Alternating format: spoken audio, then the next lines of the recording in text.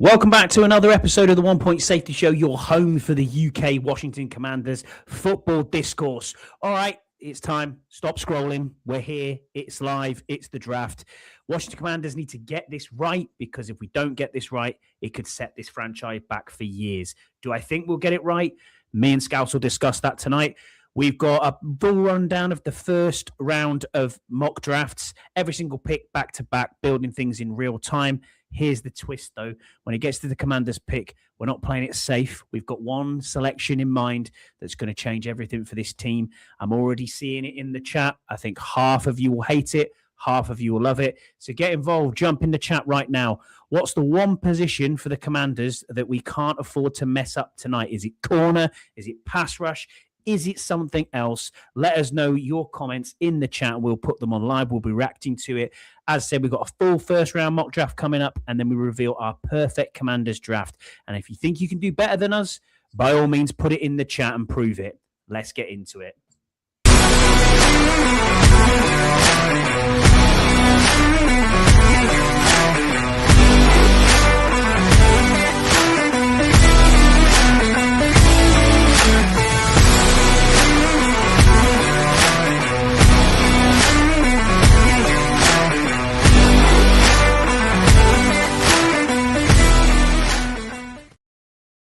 Hello, everyone. Welcome back to another episode of the 1 Point Safety Show with myself, Scott Hartley, and my draft fever bitten co-host, Scouse Andy. How are you, mate? All right. I see you rocking the 2024 NFL draft cap.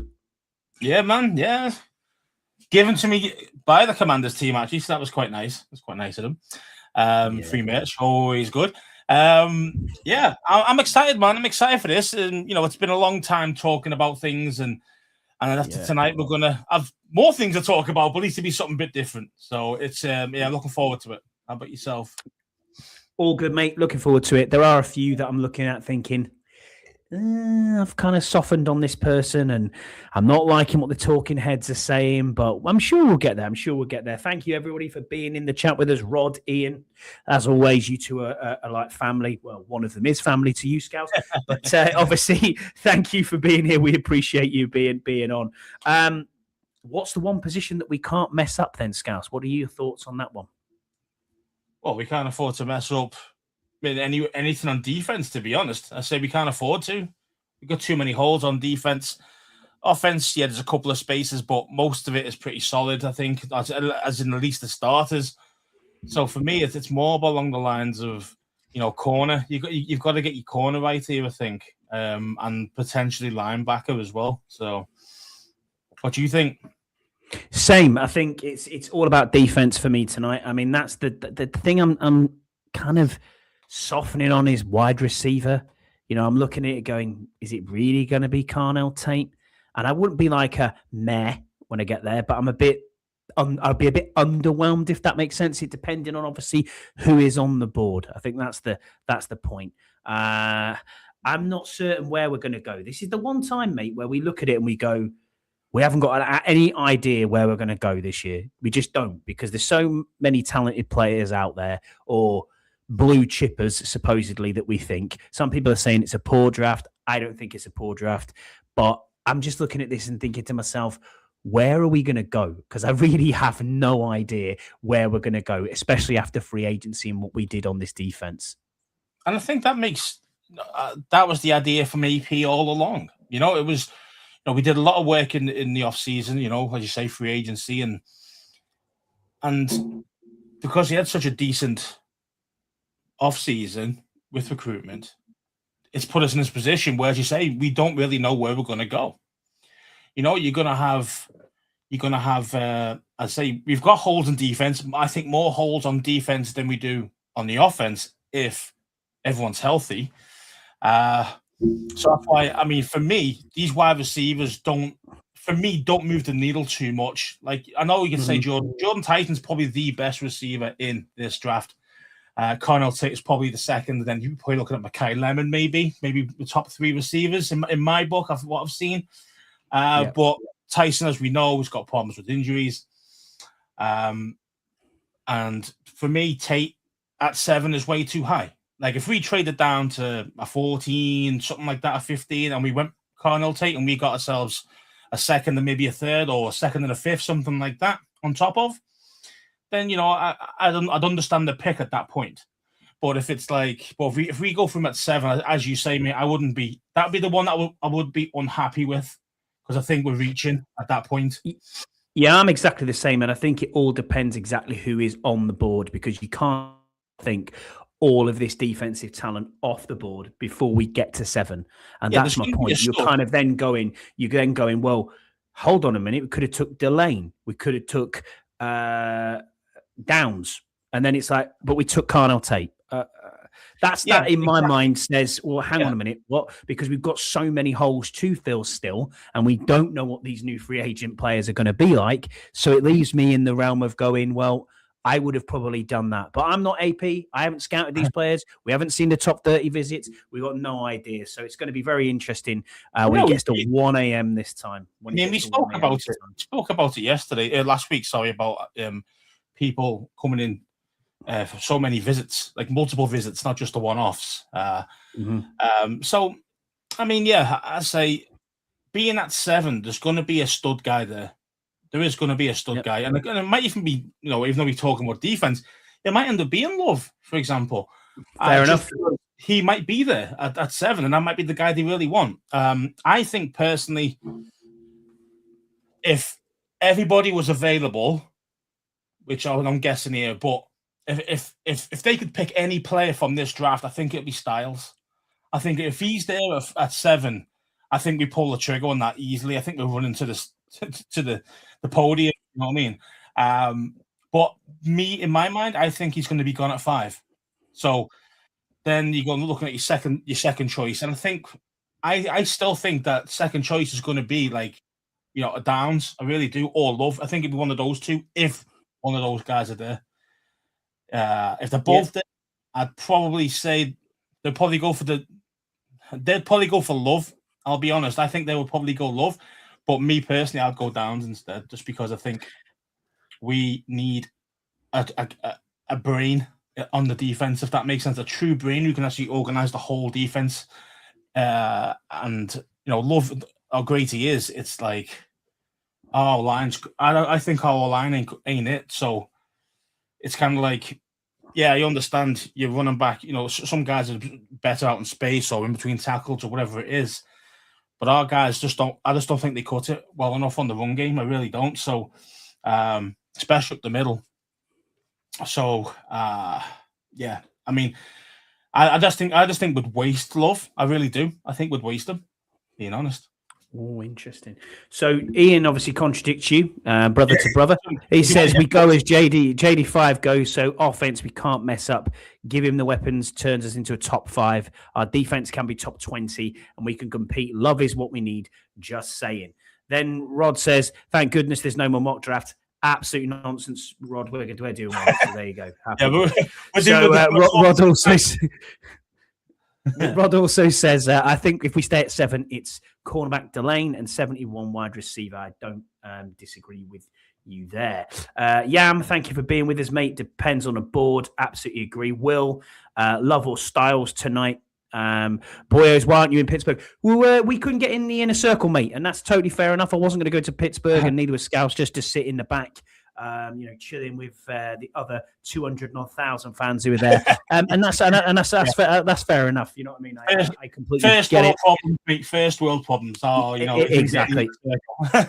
So you weren't invited. In all seriousness, though, it's down to Andy Burrows now to take on the mantle. My reign as International Fan of the Year is over, so congrats again to Andy Burrows, Washington UK fan. You can find him on there. Him and Jesse Martin from the Bleeding Burgundy pod, and Andy from the Bunker will be holding it down for us. I've already seen they're doing the red carpet and other bits and pieces. They've been on the draft stage.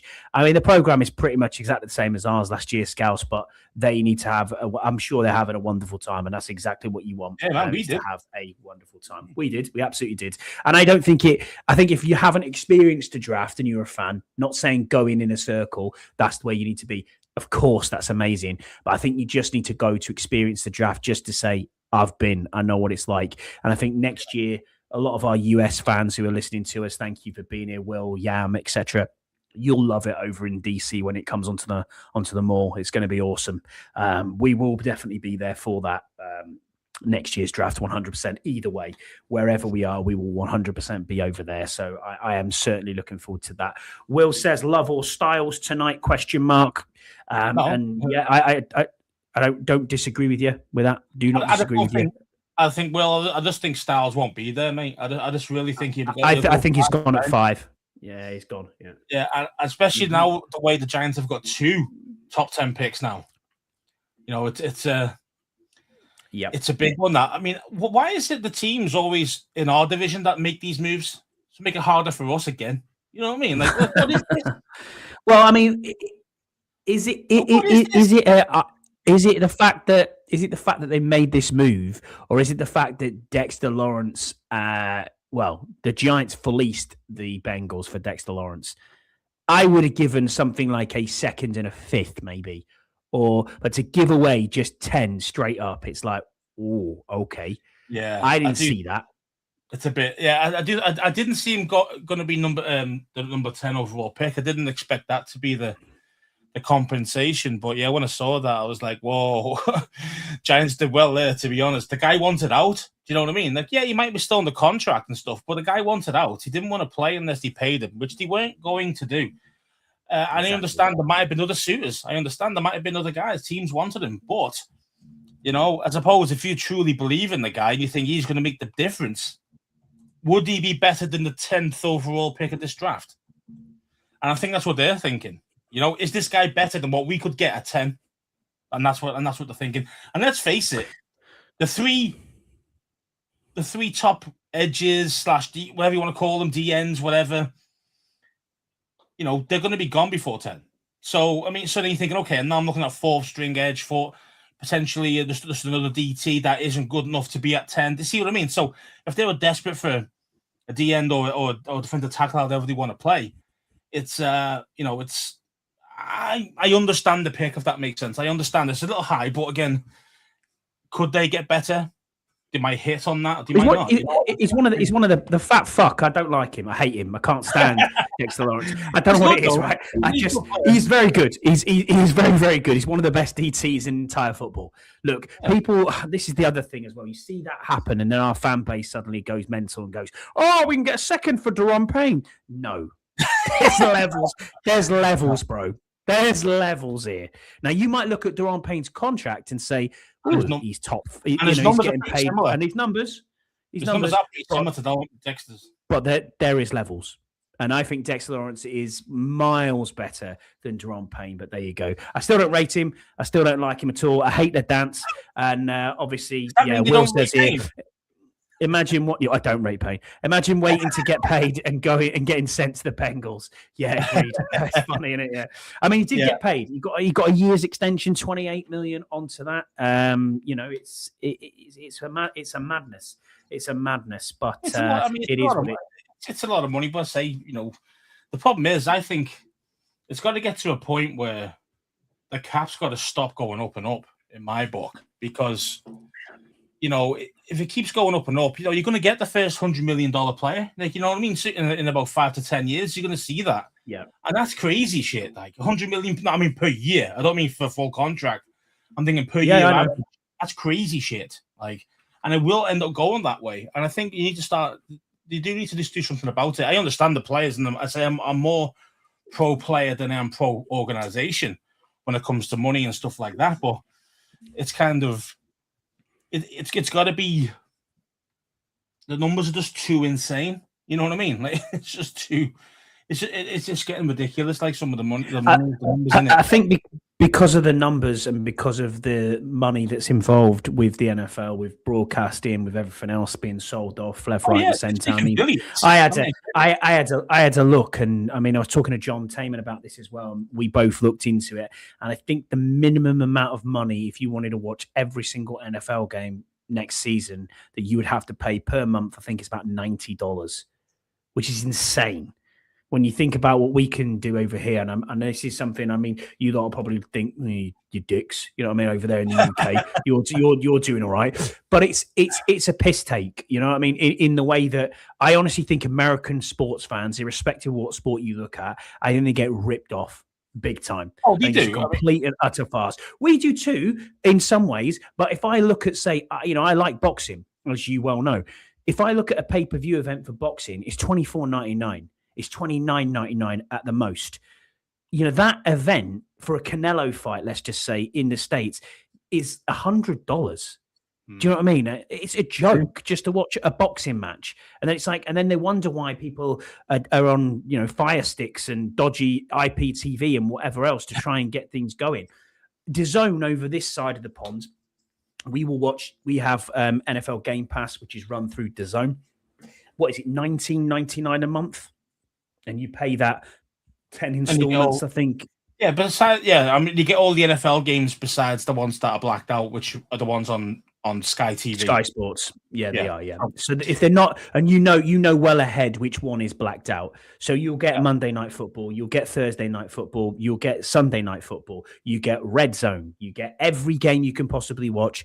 You get it on 2 different screens. So when I'm watching the Commanders, my wife's sitting on a tablet watching Jags, or she's got the TV and I've got the tablet, whichever way around it is, it works that weekend when we're fighting about it. So she can watch it on one and I can watch it on the other, which is amazing to think we can both watch different games streamed at exactly the same time in the same household on 2 different devices. Amazing. For 20, what is it? For that $23, $24 a month? Come on. Yeah, man, that's nothing. That's nothing. I mean, of course, I mean, we get it better in that respect. Yeah, absolutely. We know wages are different, and the difference there too. Oh, I get that, but cost of living is cost of living, isn't it? Cost of living is cost of living, but as I say, as we know, we've looked at our own wages and what we would get in the States compared to getting here, and it's treble. So if you divide it by 3, it's kind of the same price. Spending, I know what you're saying. $75 to a £25 subscription. See what I mean? So it's similar. It just sounds worse. It just sounds a lot worse. But it does. Yeah. We're not gonna get into gas prices because then we'll be in there. We'll be here forever. Yam, who's in our chat with us now, he did make me laugh when you were commenting on his Facebook, and he said, it's like $4.50, whatever it is, a gallon. You were like, yes, $8.60. And I was like, it's nearly $9 where I am. Jan was like, if it was me, I'd be on a horse. I was like, yeah, I don't blame you, man. Do you know what I mean? It's just ridiculous. But that's some of the differences there. I mean, yeah, we're not getting into politics in the straight. We're not getting into politics in the Strait of Hormuz, Scouse. We'll move on. We don't even get our oil from there, though, do we? We don't even get our oil from there. Why are we getting killed on it? I don't understand, man. Hey, stick to it. Let's stick to it. I mean, it's me versus you. That's what we're going to do. Andy versus Scott when we do the old Commanders. Are we going to do we'll do a poll. We'll let everybody decide who won. And I had a brief look at yours, and I know it's an A, and I know I'm an A, I think, as well. So yeah, we'll see. We'll see what happens. Mine's an A minus. Worst case scenario pick for you then, Scouse, tonight. Worst case. Well, the worst case is that we could pick a position that we don't think we need. I mean that's the worst case scenario. A fucking quarterback or something stupid like that. Yeah, no. I mean, you got to have a bit of seriousness to it here. So let's caveat that. Let's caveat that. Not say we're not going to take a tight end. We're not going to take a corner. A quarterback. What else would you go? Oh shit! Because me and you stood here last year doing exactly the same thing as Burrows. We lined up. We waited for it to come through and went, "That's not an edge rusher." Yeah, we were after an edge rusher last year, weren't we? And we were like, where's the edge rusher? We didn't even get one. Didn't get one at all in the draft last year. I know. I think the worst case scenario would be Carnell Tate at 7. I think that would be the worst case. Yeah, let's go. Let's go. Thank you for tuning in all the way live from Pittsburgh, Mr. Andy Burrows, the International Fan of the Year. Seeing you on the red carpet, mate, it makes my heart bleed. No, it doesn't, mate. I'm jealous as fuck, being perfectly honest with you. Absolutely jealous. But no, man, well done. Congratulations again. And we have a good time, man. Have a great time, mate. Have a wonderful time. I'm sure you will. Maui Noa is the worst case scenario because of the position. He's a good player. I like Maui Noa. I don't think you'll be there. I think you'll go at 6. 6, yeah. To Cleveland, yeah. So I don't think you'll even be there. So it's I just again for me, I think worst case is receiver. I think it's receiver. There we go. Yeah, Deluxe says worst case Tate, but it's a good worst case. Yeah, I suppose so. Yeah, worst case for me would be Jordan Tyson. And I know that sounds wild because he is most probably the best player in this draft at wide receiver. But his injury history just scares the shit out of me, man. It's crazy, man. Carnell Tate is your dream pick. Wow. Okay.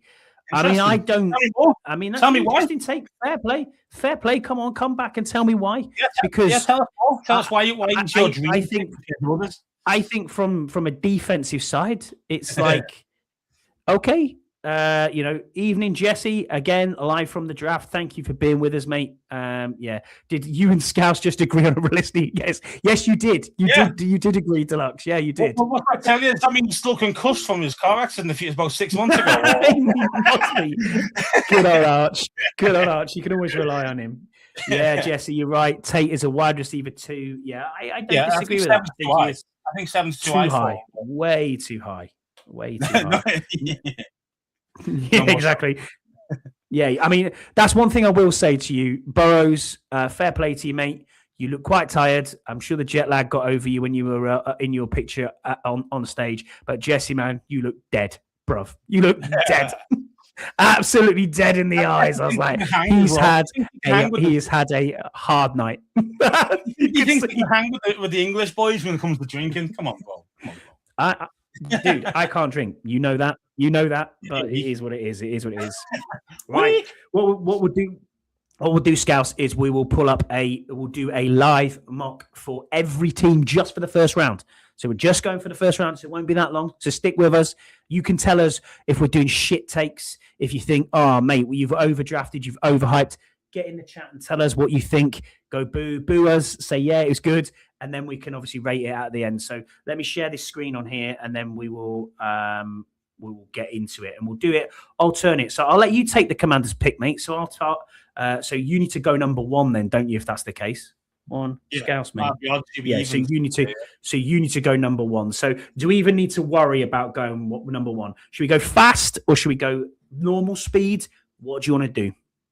Probably. Well, I mean, it wouldn't matter because we're picking the pick every time. So yeah. So let's just go.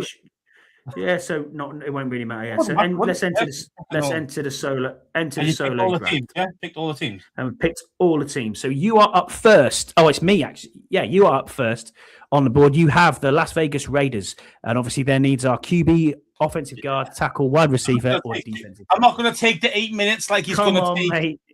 Come on. Yeah, that's going to every second. No, that's going to piss me off as well. Yeah, it is annoying when you got to wait when you already know what the pick is, and they're like, "Oh man, we just can send it in." But anyway, so yeah, Mendoza.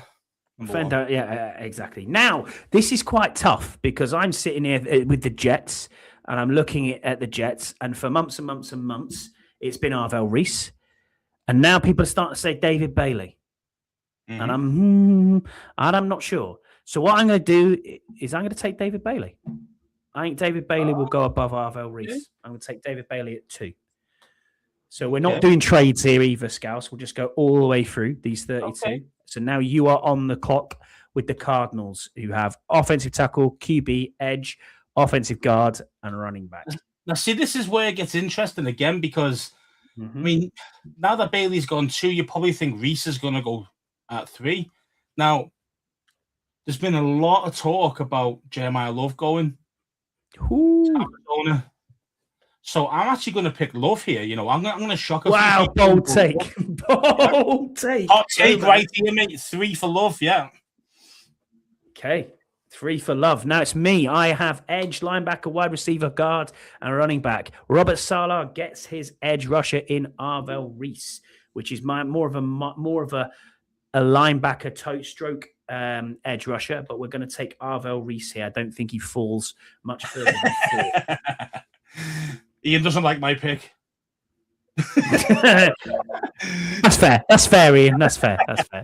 Number 5, Giants. Okay, you are up at 5. I still think this is going to be what's going to happen in real time as well. I think Sonny Styles is going there at 5.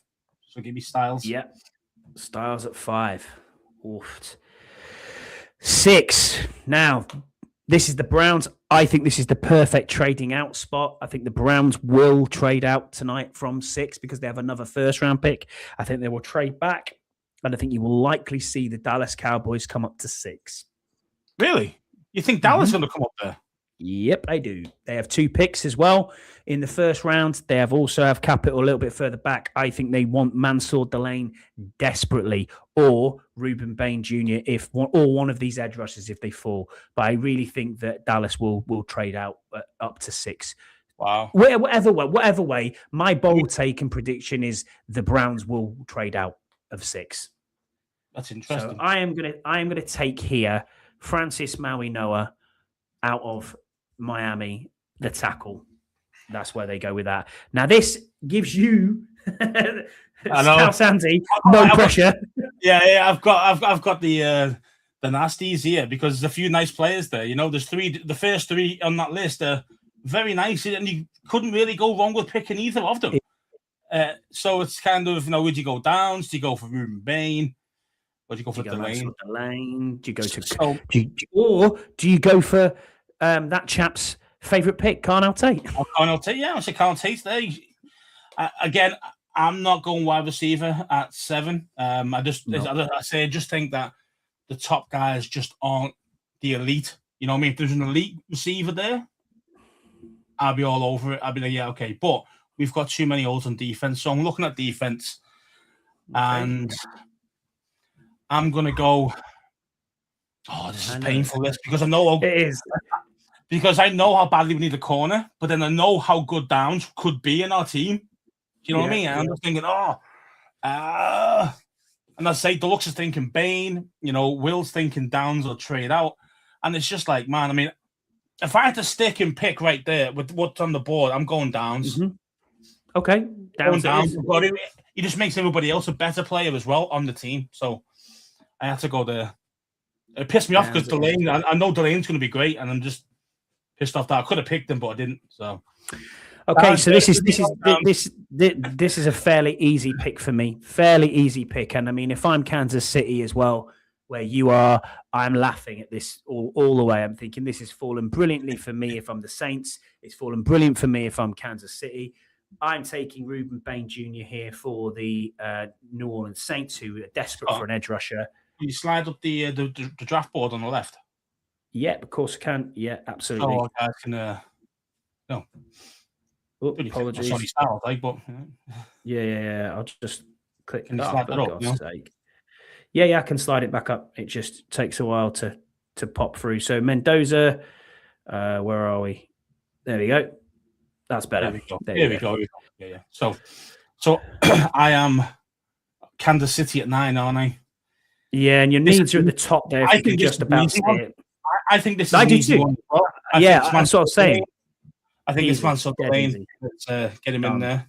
They need a corner. Okay, now I'm the New York Giants again for this one. And receiver. They need a receiver. And you're at 10. You don't need to do anything. No trading. None of that stuff. You need a receiver. And I don't think they go Carnell Tate. I think they go Mekhi Lemon. Okay, interesting. I only think that because they've had a top 30 visit with him. They had a private workout with him as well.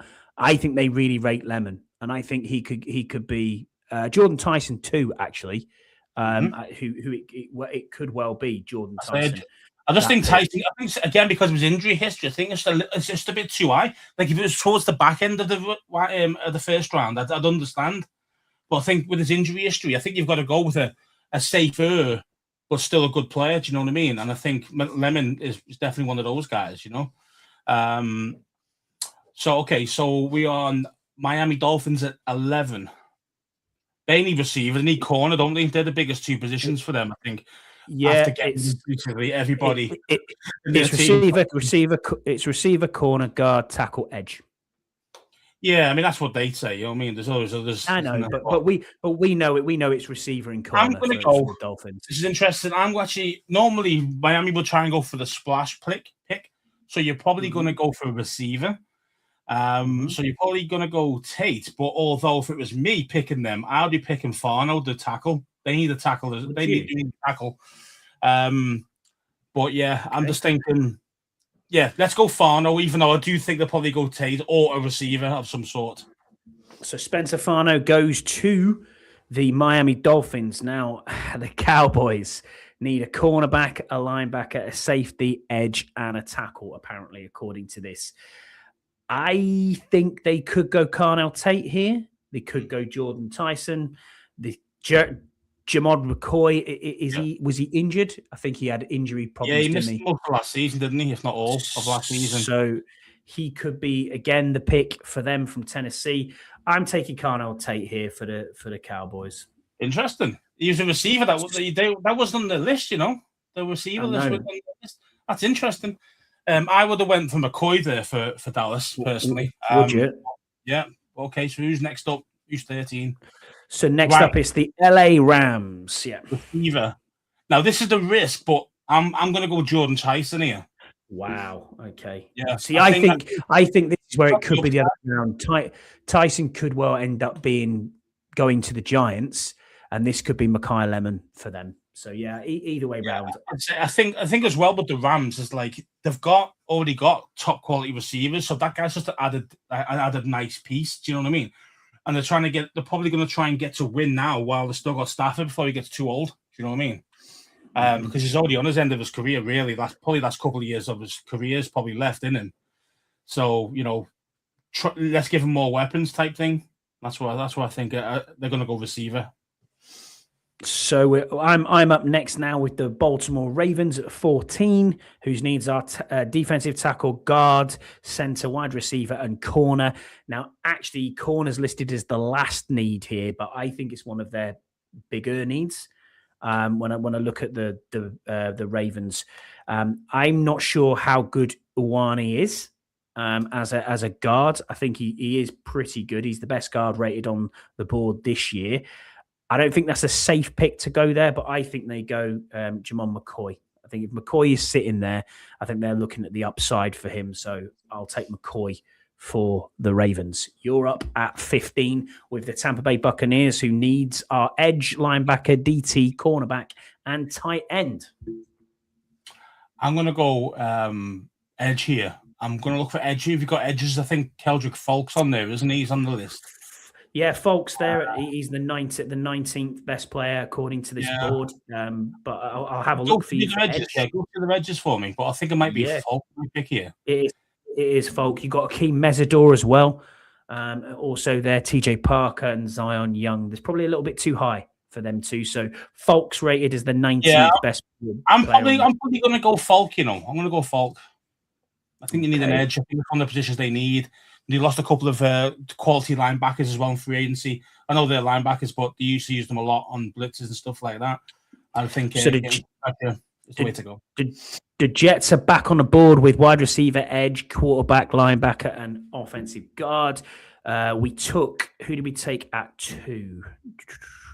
Just so we can go back up. Interesting. Someone's trying to shaft McCoy on draft night.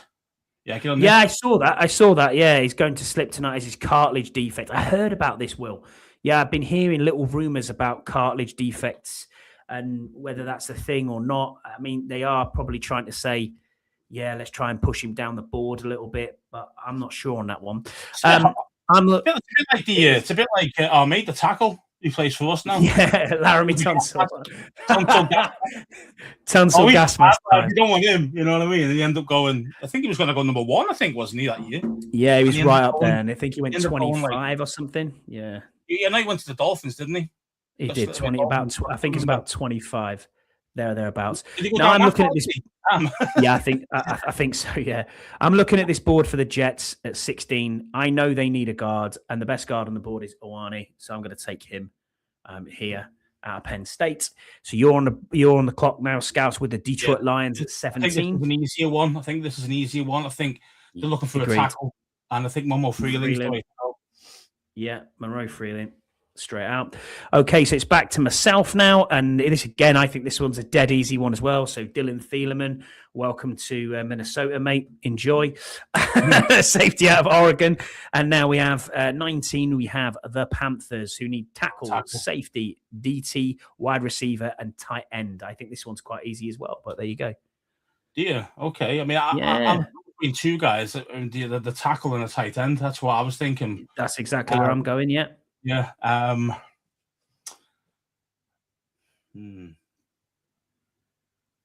probably going to go Sadiq, but I reckon they would probably go Proctor. Personally, I think they might. I think they probably go Proctor as well. To be fair, but if you want to go Sadiq, let's go Sadiq. I don't think that's a problem at all. Let's have a look at this then. So where are we going? Clicking in there. Cowboys back on the board again. Why am I the Cowboys twice here? Do me a favor. You chose it. Cornerback, linebacker, safety, edge, and tackle. Where did we go with the Cowboys last time? At 12, we went receiver with Carnell Tate. So now I think it's Caden Proctor. I mean, that's the most sensible. I mean, Key Mesidor, he's an older prospect. I don't know. For me, if I was looking at Dallas now, Neil Warren or Cooper. I'm looking at corner. I'm looking at Avian Terrell there. I'm looking at corners. Avian Terrell's good. Yeah, he is a good corner. But it's there's a lot of good corners in this draft. Just not big names. But there's a lot of good corners. I like Hood as well. I mean, let's look at all prospects here. At 20, but I mean, I just think that Dallas will probably go corner because they're desperate for a corner. Yeah, let's take Terrell then. Let's take Terrell at 20. Okay, so now you are the Pittsburgh Steelers: QB, OG, linebacker, wide receiver, and safety. Let's look at backer. Okay, yeah. Linebacker. See what's there. Let's have a look for you. I don't think there's no QBs in the list. CJ Allen at 34. Jacob Rodriguez is good, but that's a second rounder. These guys. Anthony Hill's very good as well. I think he'd be great for us, Anthony Hill. I think he'd be great Mike linebacker, but not at this point, not this number. So, okay. So you can probably discount go back. Yeah, go back to the guards then. Anyone? Yeah, tackles. Yeah, offensive lineman. Caden Proctor. But isn't he? Is he a left tackle, Proctor? I think so. Yeah. Chase Personas is there as a guard. Again, too little high. I mean, unless there's one of these tackles that are going to be one of those guys who are going to come into guard. You know what I mean? One of those guys type thing. But even then, you're thinking, at 21, you don't really want to do that. You know what I mean? You want them to stay at tackle. So. Receiver. Okay, yeah. Let's have a look at receiver and see what's there. So you got Amari Cooper Jr. Concepcion as well. I think is there or thereabouts. Yeah. So Amari Cooper Jr. is apparently 22 on the consensus board. Concepcion is 27. See, I like Chris Bell, but obviously against who I I know. Yeah, I know. It's too early. It's too early. Stop thinking second round, Scouts. Unless you just want to do that. There's always one batshit crazy randomness, isn't there? That's all right, mate. Go Penix. What? Yeah, he was always going to go in the top 15 in my book. Penix, like he went a bit high, like at 7, but crazy. Yeah, you know what? Let's just go Proctor. I just think they'll use to beef up the O-line. Okay, Proctor it is. Okay, so I'm with the Chargers. Offensive guard, edge, DT, safety, and cornerback. So this is Mesidor all day long, taking Mesidor. The Eagles, you have the ability to either Eagles. Can I pick like somebody who's like 300 on this list? Yeah, kicker. Take a kicker at 23. Take a kicker for them. All right. Okay. So edge. I mean, who's available at edge? Edge, you have TJ Parker, I think, is still available on the board at Edge. Let me look at it for you. Zion Young. Who else is there? I need to scroll this up a bit because, yeah, TJ Parker and Zion Young, 33 and 39 ranked. The highest one, yeah. Young is at Mizzou, yeah. Obviously, they need a tackle as well. Lane Johnson's replacement. They need wide receiver potentially, safety as well. I mean, if they Lomu, they'll go Lomu, because he's another. He's already got a left tackle from that neck of the woods. yeah. He's another Polynesian brother. So there you go. Let's have a look at what it says about Lomu. No, let's not look at what it says about Lomu. Just try and click in the bottom here so I can pull down. Exactly.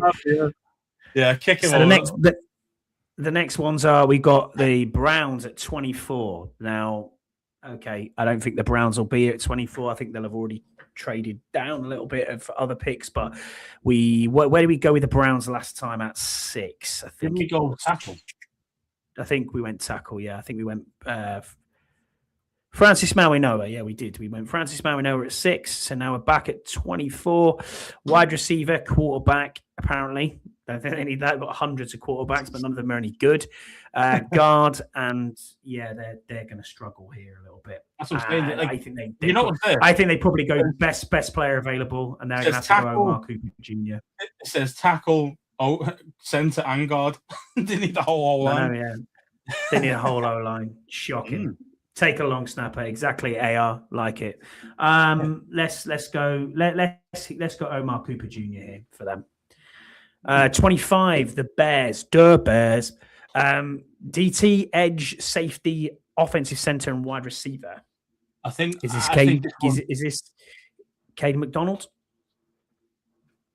I was looking at Cade McDonald. I was also thinking about the safety as well. Emmanuel. If they get Emmanuel McNeil-Warren, I'll be pissed off, man. I like him. I think he's awesome. But you know me. I've been on him for a long, long time. I think he's very, very good as a safety. But it's up to you. You're in charge. Let's go the D tackle. Cade McDonald, top D tackle off the board. First one, and the run starts. Bills, edge, wide receiver, safety, linebacker, and offensive guard. I am not taking a guard here. I am looking at probably taking Casey Concepcion here. Wide receiver at Texas A&M. The 49ers need a receiver. That's what I wanted to get for the Niners. That's what I wanted to get for the Niners, because I think Abe's gone. We need a receiver, so... I mean, how good is Denzel Boston? I don't know much about him, to be honest. Is he any good? Yeah, he's pretty good. Yeah, we'll have a look at Denzel Boston now at his stats. So he's a 3-star recruit coming out. He's 6'3", almost 6'4", 212. He is wide receiver number 5 on the big board. Entered junior season with Washington, headlining for the Huskies. Blah, blah, blah, blah. Minuscule 1.2 rate drop in 2025. 881 yards, 11 TDs, 62 receptions. Ability to high point passes makes difficult grabs, makes him a go-to weapon when in space. When it tightens, magnifies his vice-like grip, hand strength with intelligent timing, control, and catch. I mean, they don't have a big-body receiver either, so that could be the way to go. No, they don't. So it's saying here his instincts are his best thing at 9.1. His hands are his next best thing. He's got run after catch and control balance, physicality, and he's got a good size to him as well. So, yeah, maybe Denzel Boston is the way to go. I think that's the way to go. Yeah, let's pick him. Okay, next up, it is the Houston Texans. They need a guard, DT, OC, linebacker, and a tight end. Now, for me, this should be quite straightforward, but it's not. I'm going to go Peter Woods. Peter Woods out of Clemson. I'm going to take Peter Woods as a DT from there. And now we're down to 29 with the Kansas City Chiefs. They need edge, cornerback, offensive tackle, tight end, and wide receiver. Who did they pick up at 9? Yeah, I picked the corner. It was Mansour Delane. It was Mansour Delane they picked up. Oof. So they ain't going to double dip on corners, I don't think. Well, that sort their back end out for a long time, though, wouldn't it? I mean, if you went, they might double dip. They might if you took Colton Hood here. Wow, I mean that is. That's what I was thinking potential. Colton Hood, that's what I thought, but then Who else do you need? You need an edge. Okay, well that's it might be a slight reach, but I mean Zion Young is pretty sharp as an edge rusher. He is pretty sharp. And I think he might be quite useful for them. So I'm going to go him. I'm going to go Zion Young. Zion Young, edge out of Mizzou. Yeah, on you go, mate. Well done. And now it's the 30th pick, which is the Dolphins back on the board. And who did we pick for the Dolphins last time? Did you take a tackle for them? I think you did, if I remember rightly. Spencer Fano, tackle. So now we're looking at edge, guard, corner, and receiver. So do they and it's me now. So I'm going to go Colton Hood here. Next best corner off the board. And we only have 2 picks left, Scouts. We have the New England Patriots and we have the Super Bowl champion Seattle Seahawks. So you're on the clock with the Patriots. And then needs wide receiver, edge, linebacker, tight end, and safety. And this is where I think the value comes in now. And I think McNeil Warren goes there. Yeah. Good shout. Now, I'm going to go a bit crazy here, and I think this is a pick that's probably been mocked by a few. For the Seahawks, it might be a bit of a reach, but I think they take a running back, and I think they take Jadarian Price out of Notre Dame, the other Notre Dame running back. Big reach, but I've seen it. I've seen it mocked quite a few times by other people, and I like Price too. You like Price. You said you really like Price. So could he be a first rounder just to get that 5th-year option? I think he could. I think he could be a fifth. He could genuinely be a first-round draft pick. He's definitely got the skill to do it. I genuinely believe though Seattle will probably go and try and trade out. I think that's what they'll really try and do. They always love to trade out from the first round. Like look throughout their history. I've got a Seattle friend, and he keeps telling me, "So look, watch us. We'll probably try and trade out of that if we can." And I think that's where you might look at if somebody does come up at 32, then you'd be looking at the quarterback. Even though I don't think he's that good, you know, the second round guy. He's not to go second round. I can't remember his name, but I think that would be the reach. Do you know what I mean? But again, I understand that from the quarterback, as you say, the 5th-year option is available to the first rounder. So. Ty Simpson, yeah, we didn't think of that, did we? Ty Simpson, yeah. Yeah, I mean, again, it's a bit of a reach, but again, it's that thing of the 5th-year options available, and I think Seattle is a prime candidate for someone to come up and try and get it. Because I do think you're right. Seattle do need a running back, but I don't think that's their main need. I think they lost a lot on defense in the offseason, so I think they'll be looking more defense, but again, second round after trading out, I think, in my book. Okay, well, we'll get into it then. We do our perfect draft reveal. We'll do a poll. So I will just you can read the chat, mate, and see what's going on. Yeah, so Deluxe tries to rip me one here. He goes, doubt it will be down. Doubt it'll be Downs over Bain. Safety is deeper. The fall off isn't as bad to snag one later. Now I get your idea, Deluxe, but the thing is, I think Downs is way up here, and then I think it's the rest of the safeties who are muchness, who are still very good. Don't get me wrong, but they're not Downs level. I think he's a level up. So I think the fall off from Downs to another safety would be quite big, but then from anybody else who's a safety going on would be pretty similar. So if we do pass on Downs, I do think. I mean, I'm sure. If we did another safety further on down the line, potentially in the first, or if we do get a second rounder or whatever, then, you know, we could potentially get one who's still better than what we've got. I get it, but it's still. I want the elite. I want a blue chipper, mate. I've not had any blue chipper. So when you look at our team right now, who's the blue chips? Jaden. All right, yeah. Jaden. Anybody else? See what I mean? Laramie Tunsil. Yeah, and again, we had to trade for him. You know, he's not one of our own dudes. You know, so it was kind of, you know, we haven't been very good at drafting blue chip talent. So I think we should stick where we're at rather than go travel down, but then also go and get yourself a big. But I think Ty be gone.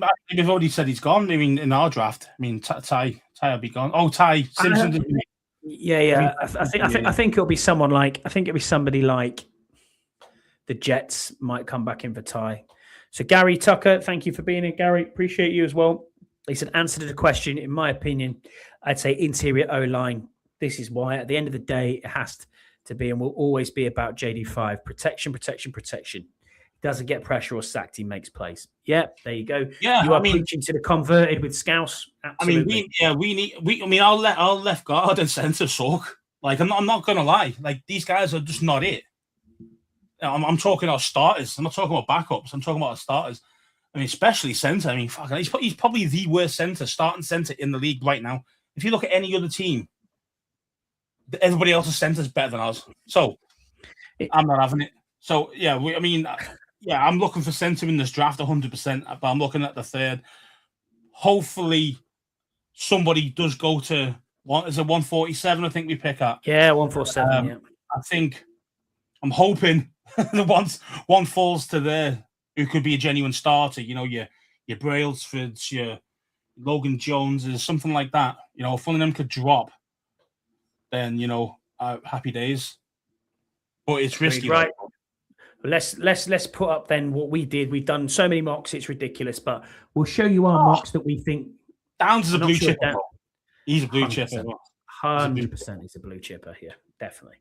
We'll put our mocks up and we'll have a look at this and we can debate it, me versus you. We'll put it in the chat. It's a vote 1. I believe you press 1 for me, 2 for Scouse. I'll put the poll in the chat in a second. Please take the time to do that for us. We appreciate it for doing it.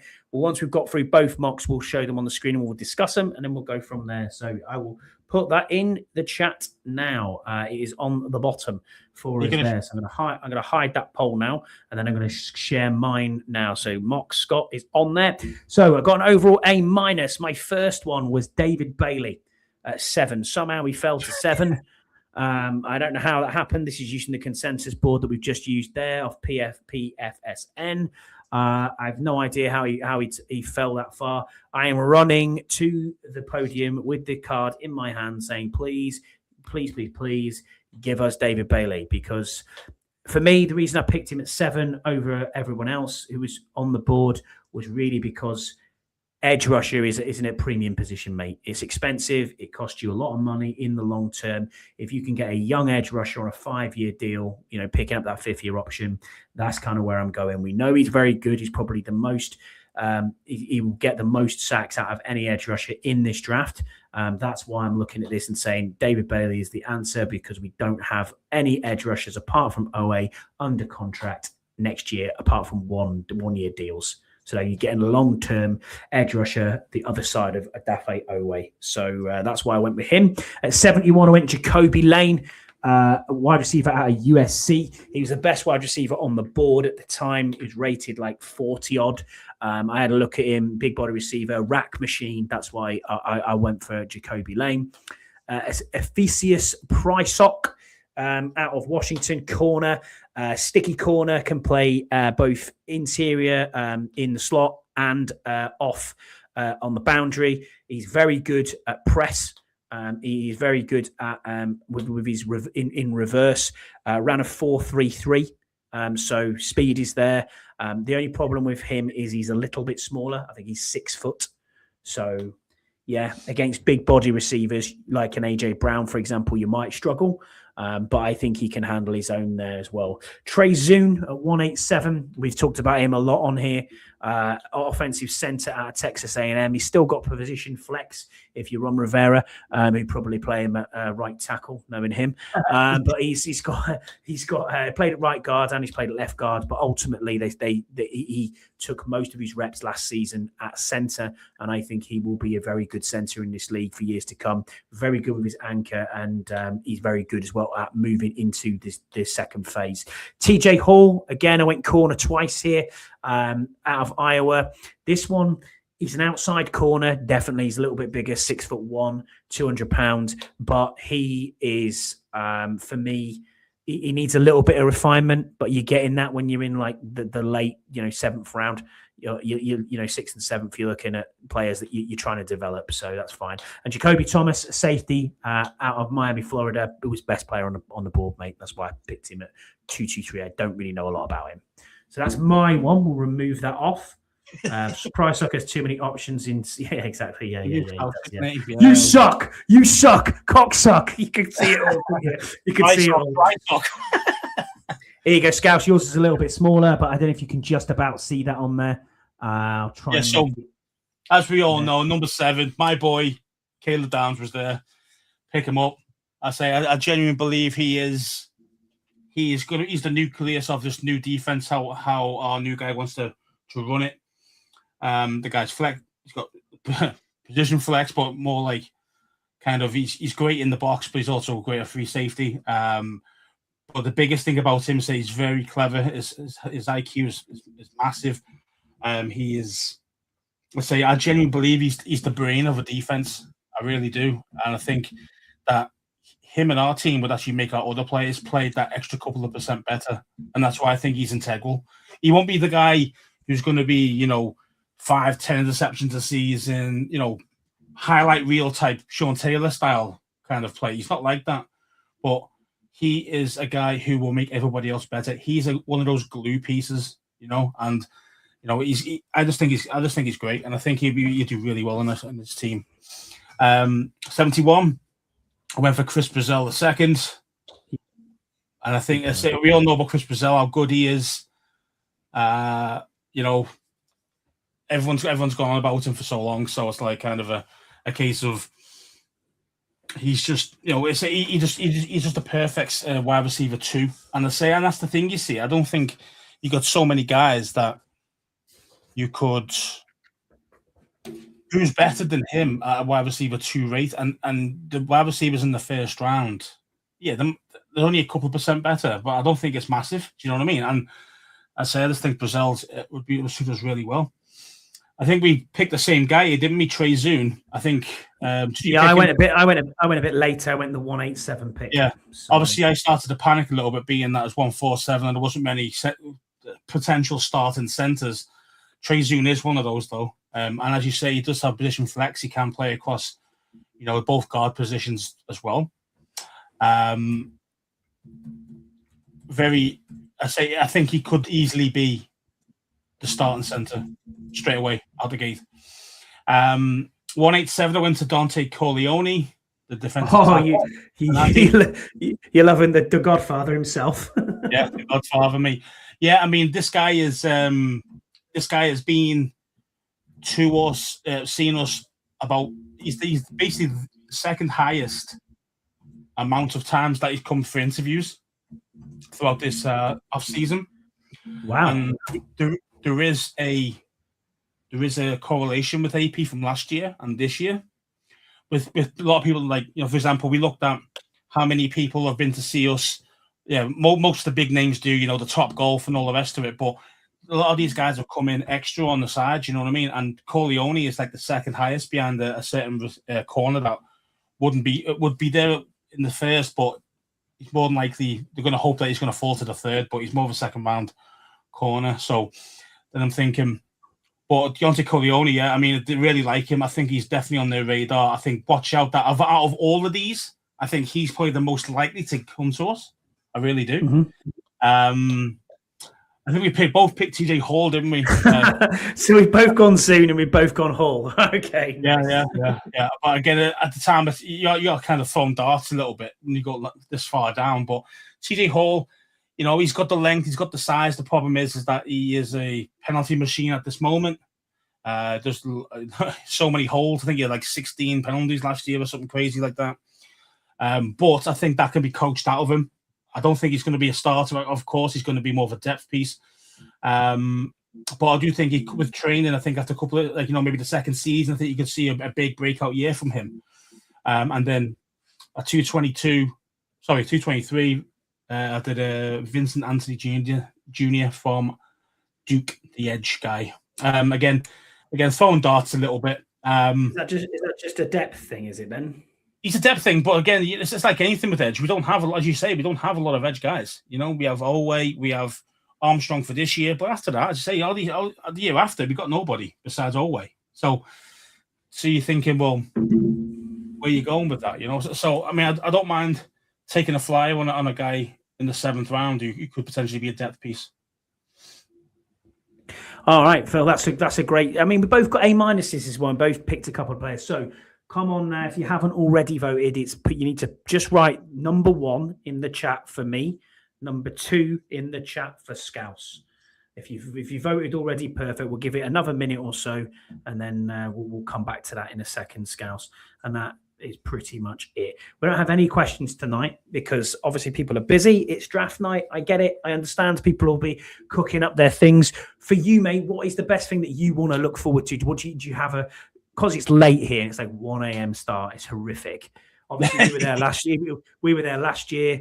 Fine. You know what I mean? It was great, yeah. It was great. But normally on a draft night, do you go to bed, then get up again? Do you cook and go, you know what, I'm going to have some snacks? Are you just having some chips and some sodas and stuff? Very American there. Crisps and pop, if you I don't have any ritual or anything, but yeah, I do like to have a few drinks in just in case, you know what I mean, and then a few little snacks and stuff like that. Nothing crazy. It's really hard, man, because I know my missus is obviously a big Jags fan. She would probably have stayed up with me tonight had they had a pick. I know she stayed up obviously last year for the first round because we were there and because she wanted to see what was going to happen because they were picking quite high up. But normally she's not that bothered at all. And she's obviously got work tomorrow as well, and the kids are at school. So it's like, what are we going to do? And I'm floating around from 1 a.m. till 4 a.m. going, oh, okay, I'm going to watch the draft. It's just like, nah, it's not for them. So, so I'm not a big fan of the looks. He voted for you, so that's it. I mean, you've fallen out, lad. Yeah, I appreciate that, Scott. I'm sorry you didn't have a. Scott's saying there we were late announcing it, so I had a good question. Come back to me, mate. Just come back to me with it in here if you want, Scott, and we'll answer your question. It's absolutely fine. That's what we're there. Stay up if it's 10 bed. Otherwise, if it's top 10, then bed. Otherwise, yeah, mate. I like to watch the whole first round. I mean, me and you went to Edinburgh a few years ago when we had the first ever UK draft party. I think it was 25 of us there in the casino in Edinburgh. That was the first time. Was that the first time I actually met you? Was it the one before? Just before, wasn't it? Just before. It was the second time we met each other. I think I met you there, and you picked like literally the first 15 picks in a row. You got them all right. I did. I did. I don't know how I did. I don't know how I did that. Everyone was like, "You're a Norse." I was like, "I know." I was like, "Whoa, wow!" I was like, "When I lose this guy, some sort of savant." Okay, so Scott G will come back. We'll come to that. He says, one word reaction to the following if they pick Styles. Happy. Getting is my first one. If they pick Bailey. Again. Yes. For me. It wouldn't. These guys. Okay. Yeah. It's going to get a bit. Next one. Yeah. You go down. So, yeah. Oh yeah. Happy. Was it? Yeah. Happy days. Tate. Yeah, I wouldn't be impressed. I'd be like, nah, man. Like, I'd be thinking we could have picked a better player there. Tyson.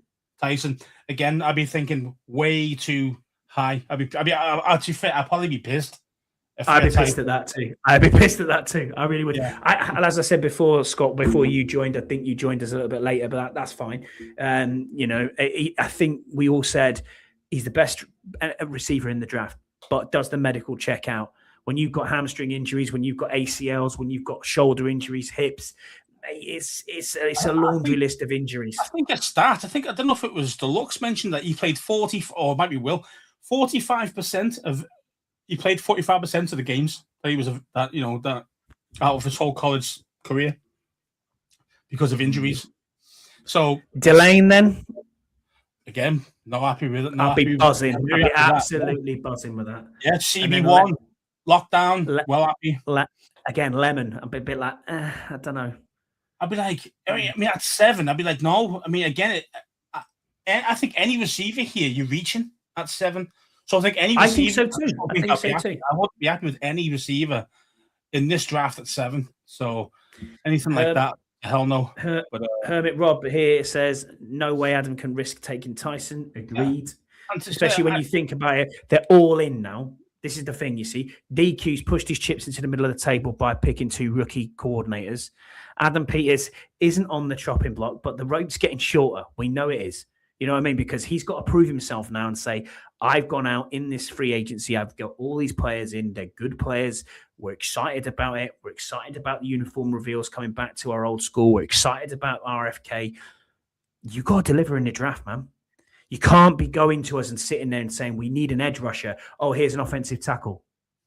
You can't be doing this again, Adam. Come on, mate. We can't be doing this again because you're getting questions now on your draft from 2024. Let's be honest. I'm looking at that 2024 draft and I'm saying to myself, is Mike Samra still what we thought he was? You know, then you go a bit further. I have so do I. So do I. But you look at the other picks on there. Who else was there? Who's the tackle, the German kid? Can't remember his name now for the life of me. It's gone off out of my head completely. Backup tackle, stroke guards. Coleman. Thank you very much, Brandon Coleman. Yeah, I look at that and go. But again, solid enough as depth. Yeah, exactly. As a third rounder, he's a third rounder, wasn't he, Coleman? I think, if my memory's right. He was Coleman was a third. Yeah. Yeah, and so again, you like to hope if you can get your first 3 rounds that are going to be starters for you, then you've kind of hit the nail, to hit the jackpot, really. Mm-hmm. Unfortunately, say with Coleman, I do think that I think he would be good enough to play left tackle if we didn't have Tunstall. I really do. So do I.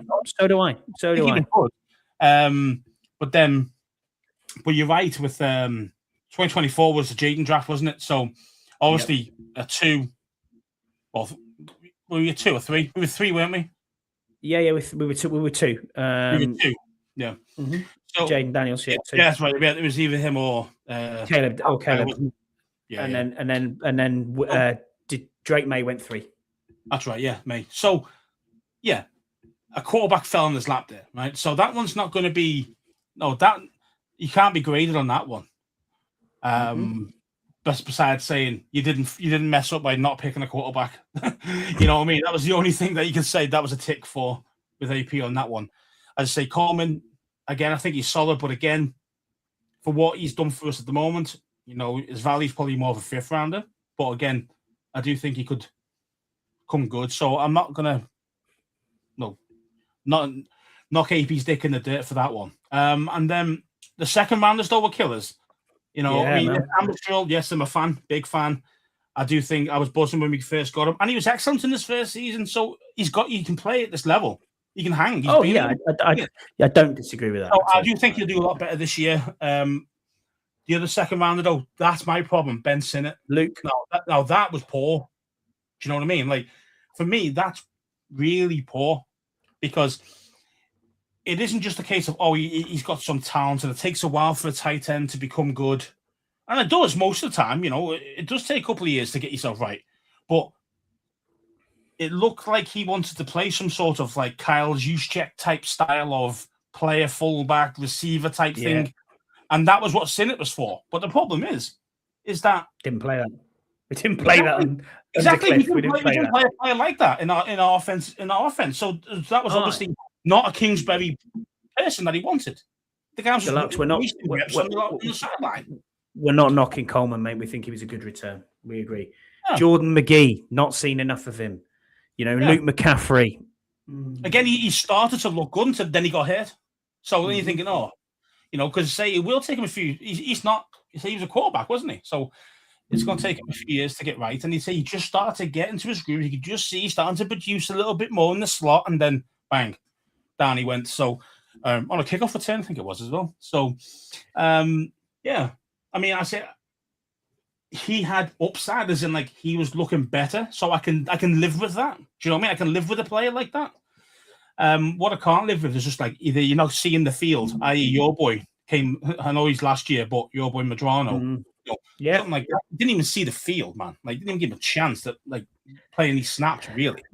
Again, Johnny Newton. You said you aren't going to go mad at him about that. No, Johnny Newton as well. I mean, Johnny Newton. I say he was a first-round talent. He looked great at and college kind of the team he played for. Illinois was it? Illinois, mate. Yeah. So he looked great there. He looked like an interior wrecker. You're thinking, oh mate, this is what you want. And You know, I looked at that and said, "This is the Daron Payne replacement immediately, or the John Allen replacement." Initially, is what I was He's a little smaller, so I wouldn't think he was the Payne replacement. But yeah, I think the John Allen replacement. And unfortunately, he hasn't really produced. You know, he's been a bit upsetting because I had a first round grade on him. I thought, man, this guy, should be first round. Now, obviously, he dropped to the second because of injury. He broke his foot, I think, and then he broke another one. He had a Lisfranc injury, didn't he? Yeah. He had 2 Lisfranc injuries in both feet. You know what I mean? So it's a bit like, so that's obviously going to knock you back a while. You know, and so I let him off for his first season, but last year he didn't do much either. So that's my concern. Yes, he's starting to see a bit more time, starting to see a bit more, but again, he's not stood out. And for a second rounder, your second rounders have to hit. You can't mess around, man. You can't get away with having a bad pick at 2 and then having a great player at 6. You know, in the 6th round, that's just luck of the draw if you can get somebody like that in the lower rounds. So agreed. You know, at the moment, AP's drafting hasn't been great, being honest. Besides 1 or 2 guys. Now you might go, well, 1 or 2 guys is normally signs of a good draft. I kind of get the argument, but when you've got 7 picks or 8 picks, whatever picks you've got, and you only get 1 or 2 guys that are starters, I think that's a low percentage. I think that's not great. For me, that's not great scouting. You see the hours what you put them in. You know what I mean? You see him put the hours in, and these guys are being scouted, and the scouts will go on. You watch any of the Washington, actual Commanders content when they bring out and the scouts stuff like that comes around this time. You can see all these scouts and stuff. So there's guys out there doing the work. It's just like why aren't they elevating? Why aren't they producing and picking the right guys? You know what I mean? Like, and at the end of the day, the final decision is between DQ and AP. And could that be coaching have a lot to do with that as well? I mean, to a certain extent. I mean, you'd like to think that our coaching is very good nowadays because we've got the bigger names that are in the building. You know, you think, and then we've got some great minds who are the unknowns, but they're very, very bright and they know the game, and you know what I mean, all those things, and they're good at communicating and coaching players up. So you like to think that the players will continue to get better, but when you keep changing your team, they're changing your coordinator. You know, it becomes difficult, doesn't it? You know, but I mean, at the end of the day, let's face it. I genuinely believe Joe Witt was like a bit like a nepotism hire, to be honest. You know, it was like he was Dan's boy. He's going to bring him across, give him his first chance. But you can tell he's not it. He's pesh. He's absolutely shite. You know what I mean? He's obviously not it. And we found that out pretty damn quick. And Dan Quinn still kept him in charge for a while. You know what I mean? And there's a bit like, come on, Dan, you need to set it up here. Situational awareness was awful, being honest. Kevin's got a good point here. Kevin, thank you for being with us as well. He said, hard for me to give a final assessment on any of our defensive young guns with Joe Witt and the injuries. Agreed. Yeah, I mean, they're not final assessment. They're still here. You know, if these guys were booted out of the squad and they weren't in the team anymore, then you could say that's the final assessment. What you mean, like Dominic Campton? You mean like Dominic Campton? Yeah, exactly. What happened to him? Yeah, exactly. He wasn't cut. He got booted out pretty damn quick. What's that tell you? You know, so.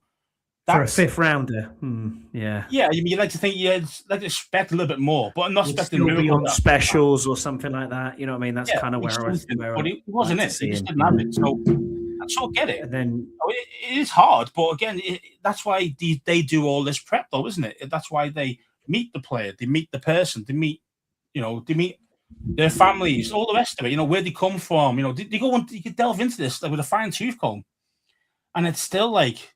It is a crapshoot. It is a bit of a crapshoot. I get it, but you like to think with AP coming from a scouting background, but he should be better at selecting people, as in players. Sorry. I hope he gets it right this year. I really do. We'll show that poll. It's a 3-1 vote for me. Oh, I'm not this. So it's a 3-1 vote. I think they've done that so they can piss me off, isn't it? That's all they've done that for. They just wanted to see an angry. Yeah, they just wanted to see an angry Scouse. Herbie's got a good point here. He said 4% of 5th rounders make it, give or take. Wow. Yeah, but I think how many percentages though would say that 5th rounders would last to at least their first contract with the same team? I think that'd be high. I think it'd be a hell of a lot higher than 4%. You know, I understand that maybe at the end of their contracts and stuff, they don't get picked up again and they maybe go somewhere else. But, you know, I do think, you know, it's ain't the best. Yeah, cheers, Scott. So I got you and you. Oh, okay, right. Cheers for that. Yeah. So basically, it was a draw. All right. Cheers. Yeah. So basically, Scott G said, "What's number 3?" And I said, "Number 3 is voting for Scott G as a bum." Okay. There you go. So I think he stopped that one pretty quick. He didn't pick 3 anymore after that. There you go. Well, that just about does us, mate. As always, this is where we're going to land it. We're going to finish here. So this draft's going to obviously define what we're going to do for the next 5 years. And after tonight, I think we already know where we want to go. The chat knows where they want to go. And let us know your thoughts in the comments after this. Is it going to be a hit? Is it going to be a miss? Obviously, come back to us once the pick has been done. How many in the chat? How many players of your draft that you picked are going to be actual Washington players at the end of this draft? Real life. 1. You think 1? And I think it'll be, if you get 2, then fair play. We'll come back and we'll discuss it. I think it's David Bailey. You think we're going to get David Bailey? Oh, that's interesting. If he falls. Yeah. But I'm saying, like, if they were all there, if that makes sense. Like, yeah, I know what you mean. Okay. I think they could go TJ. None. Probably none. Probably absolutely. Who the hell did I think we were going to pick him at my pick? And I'm sitting there going, Kane Medrano? Who's that guy? It's true. We were like, oh, I don't want to diss the guy, but it's not, and it's no, that's no disrespect to Kane, please. I don't mean that rudely. It was an honor, announcing you as your pick. But I didn't scout you. I didn't look at it and say, oh yeah, well look at this linebacker at UCLA. No idea. Yeah. No idea. Yeah. And I'm on this quite a lot. So there you go. But I think I'll get at least 1, but I think I might get 2. I think Cole Leone is going to be the one. I think it would definitely. That's it. That's a great shout. That's a great shout. The DT. There, and I say you could go so many places with 7, but we'll see how it goes. But I think I'll get at least 1, but I think I might get 2. Cool. Well, thank you everybody for joining us. If you enjoyed the stream, make sure you don't forget to like, subscribe, turn the notifications on. We've got more Commanders content coming for you. As always, we'll be back the same time next week. Seriously appreciate everyone who's joined the chat. UK gang, US fans, everyone worldwide. This is what makes the streams different for us. Obviously, we appreciate you all putting comments in and coming in and joining us live. Until next time, raise hail, everybody, and we will see you on the next one. Bye.